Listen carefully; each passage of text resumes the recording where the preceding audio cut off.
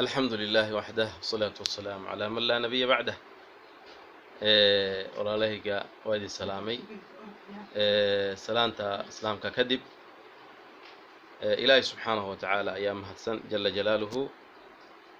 ilaahayki subxaanahu wa tacaala islaamnimadan noo gartay, alxamdu lilahi calaa nicmati alislaam waliimaan.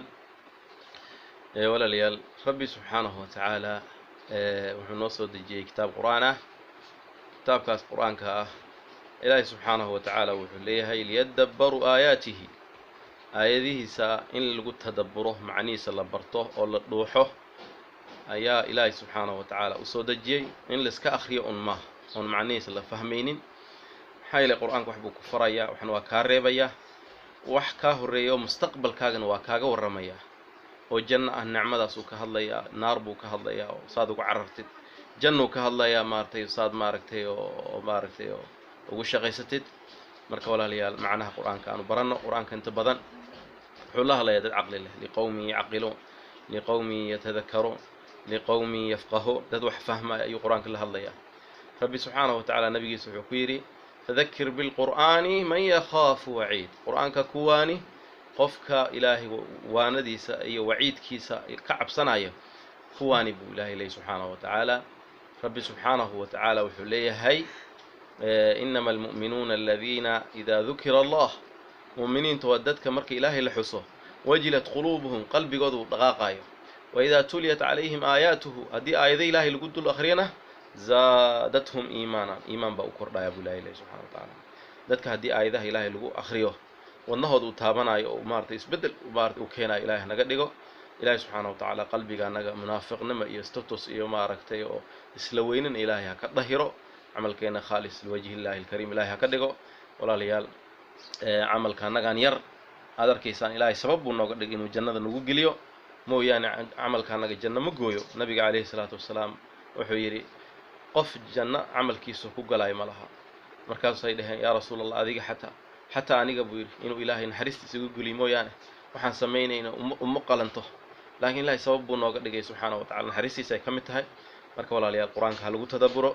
ayadaana raba inaan maaragtayo asxaabtayda oo maaragtay oo pageka maaragtay oo dacwa taqwa inaan maaragtay oo idinla wadaago aayadahaas aad maaragtay oo macnaheeda aad ila fiirisaan. jazaakum allahu khayr.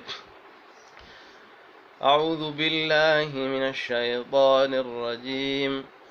والذي أوحينا إليك من الكتاب هو الحق مصدقا لما بين يديه إن الله بعباده لخبير بصير.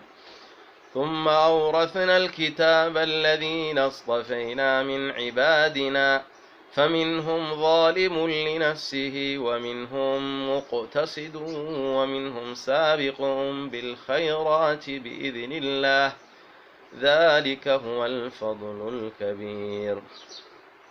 جنات عدن يدخلونها يحلون فيها من أساور من ذهب ولؤلؤا ولباسهم فيها حرير. وقالوا الحمد لله الذي أذهب عنا الحزن إن ربنا لغفور شكور. الذي أحلنا دار المقامة من فضله لا يمسنا فيها نسب ولا يمسنا فيها لغوب. والذين كفروا لهم نار جهنم لا يقضى عليهم فيموتوا ولا يخفف عنهم من عذابها كذلك نجزي كل كفور. وهم يصطرخون فيها ربنا أخرجنا نعمل صالحا غير الذي كنا نعمل أولم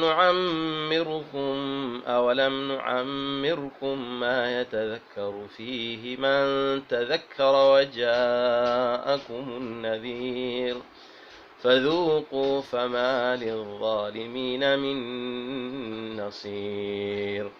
إن الله عالم غيب السماوات والأرض إنه عليم بذات الصدور.